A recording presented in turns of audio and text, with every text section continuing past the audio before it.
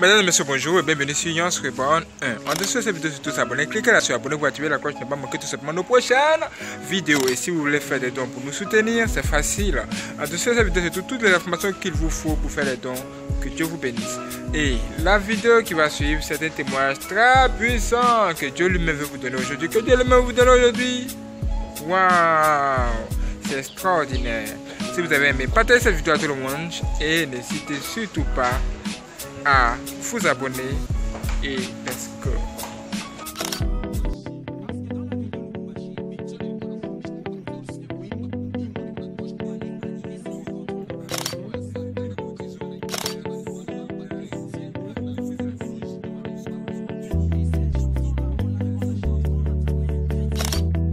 Livre de l'Apocalypse, chapitre 13.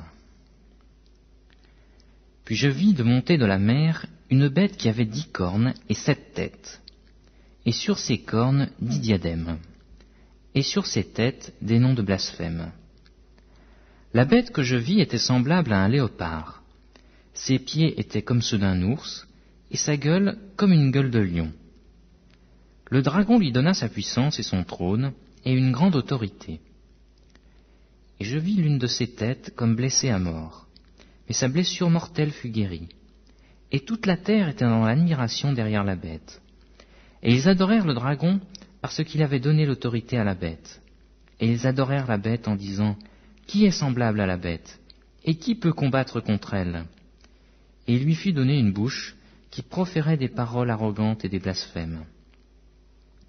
Et il lui fut donné le pouvoir d'agir pendant 42 mois.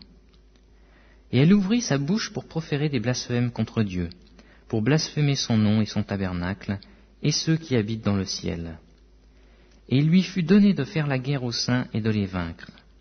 Et il lui fut donné autorité sur toute tribu, tout peuple, toute langue et toute nation.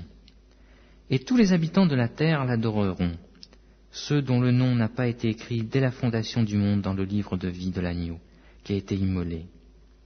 Si quelqu'un a des oreilles, qu'il entende. Si quelqu'un mène en captivité, il ira en captivité.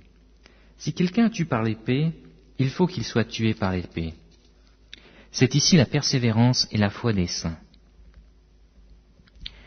Puis, je vis monter de la terre une autre bête, qui avait 2 cornes semblables à celles d'un agneau, et qui parlait comme un dragon. Elle exerçait toute l'autorité de la première bête en sa présence, et elle faisait que la terre et ses habitants adoraient la première bête, dont la blessure mortelle avait été guérie. Elle opérait de grands prodiges, même jusqu'à faire descendre du feu du ciel sur la terre, à la vue des hommes. Et elle séduisait les habitants de la terre par les prodiges qui lui étaient donnés d'opérer en présence de la bête, disant aux habitants de la terre de faire une image à la bête qui avait la blessure de l'épée et qui vivait.